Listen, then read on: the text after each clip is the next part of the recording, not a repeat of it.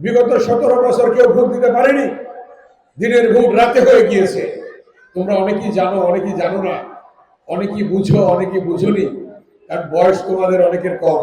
18তে যে নির্বাচন হয়েছে, দিনে ভোট হয়নি, রাতে হয়ে গেছে, আগের রাতে সব নিয়ে গিয়েছে। আমি যে 4 বার এমপি হয়েছি বিগত দিনে, অন্তর্বর্তী আমি তত্ত্বাবধায়ক সরকারের অধীনে নির্বাচন করে আমি এমপি হয়েছিলাম।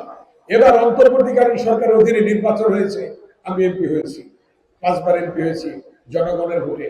কিন্তু দলীয় সরকারের অধীনে 18তে ব্যারিস্টার রমি নির্বাচন করেছিল, আমাকে নির্বাচন করতে দেয়নি। তখন দিনের ভোট রাতে হয়েছে, ব্যারিস্টার রমিকে জিততে দেয়নি এই কেরানীগঞ্জ ঢাকা 2 আসন থেকে।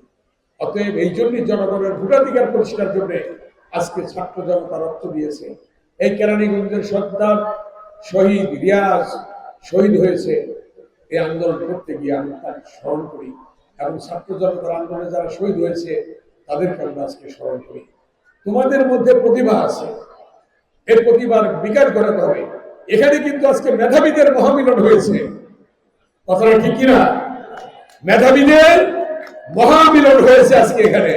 মেধাবীদের প্রত্যেক ক্লাসের, প্রত্যেক সেশনের ফার্স্ট, সেকেন্ড, থার্ড, তোমরা কত সুন্দরভাবে ওনারা আজকে এই পর্যায়ে এসেছে।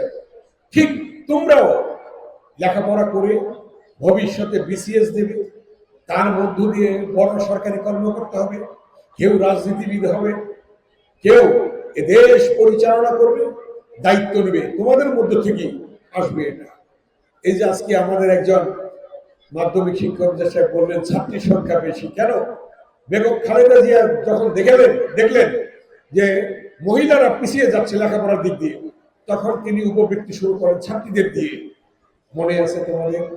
তারা উপবৃত্তি পাচ্ছে, তবে উপবৃত্তি তারাই পাবে যাদের বিয়ে হবে না, অপ্রাপ্ত বয়সে বিয়ে করা যাবে না। তোমাদেরকে অনেক বড় হতে হবে ছাত্রীদের, কথাটা বুঝতে পেরেছো তোমরা? যাদের বিয়ে হবে তারা কিন্তু ছাত্র উপবৃত্তি পাবে না, এটা মনে রাখবে। আমরা আমার প্রধানমন্ত্রী যারা তারেক রহমানকে বলছি, ছাত্রীদের জন্য বেগম খালেদা জিয়া করে গিয়েছেন, এবার ছাত্রদের জন্য আপনি করবেন ইনশাল্লাহ। ছাত্রদের জন্য আগামীতে ব্যবস্থা হবে ইনশাল্লাহ।